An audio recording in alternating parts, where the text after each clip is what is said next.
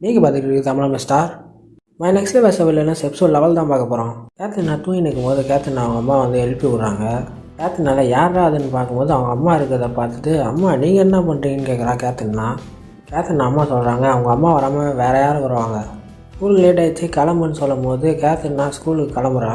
Catherine அந்த கண்ணாடியை பார்த்து சொல்கிறா, இந்த முடியை வாரி விடுறதுக்கு ஆன் இருந்தால் நல்லாயிருக்குன்னு சொல்லும் போது கேத்தரின் நான் யோசிக்கிறா, ஆன்னா யார், எதுக்கு நான் அந்த பேரை சொல்லிக்கிட்டு இருக்கேன், கண்ணாடியில் மூஞ்சை பார்க்கும்போது இதுதான் என் மூஞ்சியா, எனக்கே இப்போ தான் ஞாபகம் இருக்குன்னு சொல்கிறா. அதுக்கப்புறம் தான் இந்த ஸ்கூலுக்கு லேட் ஆகுதுன்ட்டு கேத்தரின் நான் ஏதோ ஒன்று வாயில் போட்டு அவங்க அம்மா வீட்டில் லஞ்சு வாங்கி சைக்கிளில் ஸ்கூலுக்கு போகிறா. அவங்க அம்மா பின்னாடிலேருந்து கத்துறாங்க, பிரேக்ஃபாஸ்ட்டே சாப்பிடாம போகிறேன்ட்டு. கேத்தரின் நான் பிரேக்ஃபாஸ்ட்டே சாப்பிடாம வந்திருந்தா கூட ஸ்கூலுக்கு லேட்டாக வந்துட்டா. அவன் டீச்சர் திட்டுறாரு. கேத்தரின் நான் ஃப்ரெண்டு அச்சுகோ வந்து கேட்குறா எதுக்கு லேட்டாக வந்தேன்னு. Catherine fortune teller game night ஃபுல்லாக ஆடிந்தேன்னா அதான் தூங்க மறந்துட்டேன். கேத்தரினாக்கு டெய்லியும் அவள் லைஃபு நார்மலாக தான் போகுது. எப்போவுமே கிளாஸில் தூங்குற மாதிரி தூங்குறா, டீச்சர்கிட்ட அடி வாங்குறா, நாயை பார்த்து பயப்படுறா. ஆனால் மறு ஜென்மத்தில் கேத்தரின் நான் வந்துட்டு கோமா ஸ்டேஜில் பத்துனுங்கிற மாதிரி பத்துனுங்கிறா. வீட்டு சொல்கிறான் கேத்தரின் நான் வந்துட்டு படுத்த படுக்கையிலே 2 நாளாக இருக்கா, எழுந்துக்கவே இல்லை இன்னும். ஆலன் சொல்கிறான் இந்த நாட்டிலே ரொம்ப பெரிய டாக்டர் அவர் ஏதாவது தீர்வு கண்டுபிடிப்பார்னு நினைக்கிறேன்றான். அந்த டாக்டர் வந்து கேத்தரின் நான் பார்த்ததுக்கப்புறம் டாக்டர் சொல்கிறான் கேத்தரின் நான் கம்ப்ளீட்டாக நார்மலாக தான் இருக்கா, அவளுக்கு எந்த வியாதியும் வரல, இருந்தாலும் அவளுக்கு என்ன ஆச்சுன்னு என்னால் கண்டுபிடிக்க முடியலன்னு சொல்கிறாரு.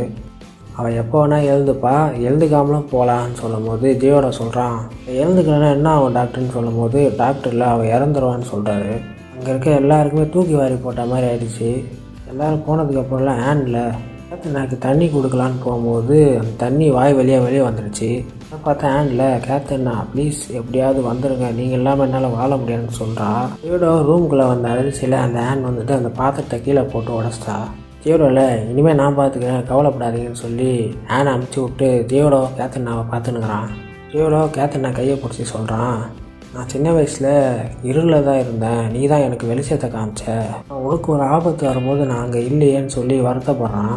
அங்கே இருக்க கிளாஸில் அவன் தண்ணியை குடித்து அவன் வாயில் கேத்தரினா வாயில் வந்து அந்த தண்ணியை அனுப்ப பார்க்குறான்.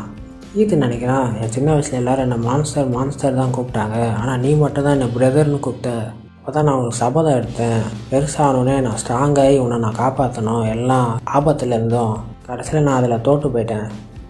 மேரி நினைக்கிறா எல்லாருமே என்னை கீழ்த்தனமாக தான் பார்த்தாங்க, கேத்தரினா மட்டும் தான் நான் ஸ்பெஷலானவன்னு சொன்னான். அப்போலேருந்து நான் முடிவு பண்ணேன் கேத்தரினா கூட தான் எப்போவுமே இருக்கணும்னு சொல்லிட்டு. ஆனால் இப்போ வேலையில் கேத்தரினா மாதிரி ஒரு நேர்மையான ஒரு மனுஷியை நான் பார்த்ததே இல்லை. எல்லாரும் மக்களும் வந்துட்டு முன்னாடி கொண்டு பேசிட்டு பின்னாடி வேறு மாதிரி பேசுவாங்க, ஆனால் கேத்தரினா மட்டும் அப்படி கிடையாது.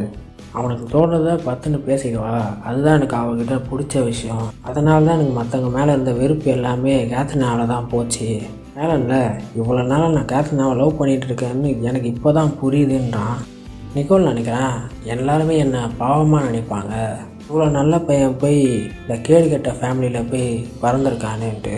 நான் எல்லாருக்கிட்ட நான் சந்தோஷமாக இருக்கேன்னு சொன்னால் கூட அவங்க நம்ப மாட்டாங்க, யாருமே நம்ப மாட்டாங்கன்னு நினைக்கும் போது தான் கேத்தரினா வந்து என் ஃபேமிலியும் என்னையும் வந்து நல்லா புரிஞ்சு வச்சுக்கிடா. அப்போயே நான் முடிவு பண்ணிட்டேன் கேத்தரினா எனக்கு முக்கியமான நபர்.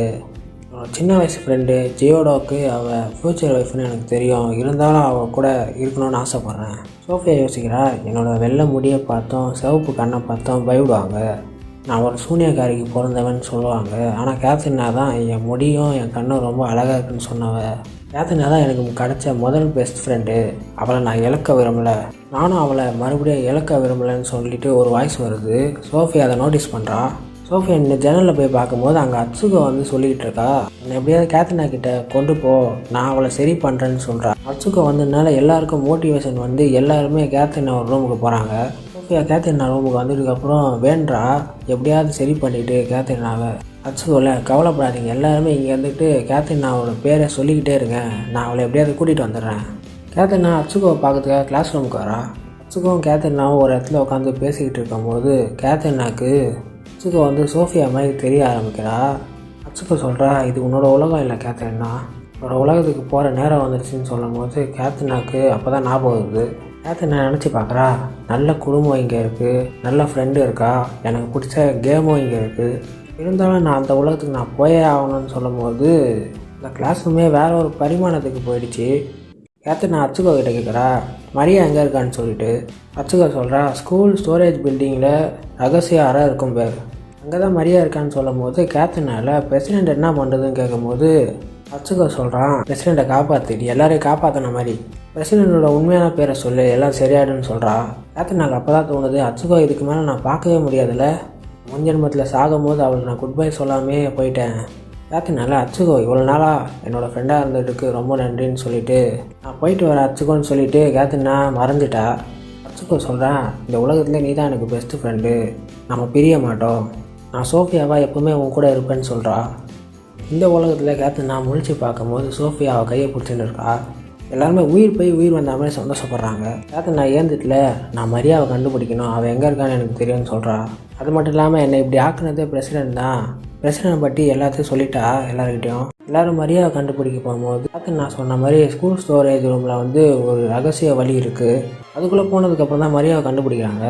மரியா காலில் இருந்த சங்கிலியை உடச்சிட்டு மரியா மன்னிப்பு கேட்குறா. என்னால் தானே உங்களுக்கு எவ்வளோ கஷ்டம்னு சொல்லும் போது கேத்ரினால எனக்காக தானே நீ மாட்டிக்கிட்ட, நான் தான் நன்றி சொல்லணும்னு சொல்லும் போது கேத்ரினா சொல்கிறா, பிரசிடெண்ட்டுங்க அவங்ககிட்ட நான் மறுபடியும் பேசி ஆகணும்னு சொல்கிறா. பிரசிடெண்ட்டை டார்க் மேஜிக் கண்ட்ரோல் எடுக்க ஆரம்பிச்சிச்சு. பிரசிடெண்ட்டில் என்னை விட இதுக்கு மேலே நான் எந்த தப்பும் பண்ண மாட்டேன்னு சொல்கிறான். டார்க் மேஜிக் சொல்லுது, உங்கள் அம்மாவோட கடைசி ஆசை எல்லாரையும் பழி வாங்குறது தான், அதை நீ மறந்துட்டியான்னு சொல்லும் போது கேத்ரினாவோட குரூப் வந்துருச்சு. பிரசிடெண்ட் திரும்பி பார்க்குறான். அங்கே பார்த்தா கேத்ரினா நிற்கிறத பார்த்துட்டுல நீ எப்படி இங்கே வந்த. அதான் இந்த எபிசோட் முடிஞ்சு இந்த வீடியோ பிடிச்சா லைக் ஷேர் கமெண்ட் பண்ணுங்கள். இந்த சேனல் பிடிச்சா வந்தீங்கன்னா சப்ஸ்கிரைப் பண்ணுங்கள். அப்போ தான் நான் போகிற எல்லா வீடியோ நோட்டிஃபிகேஷனில் வரும்.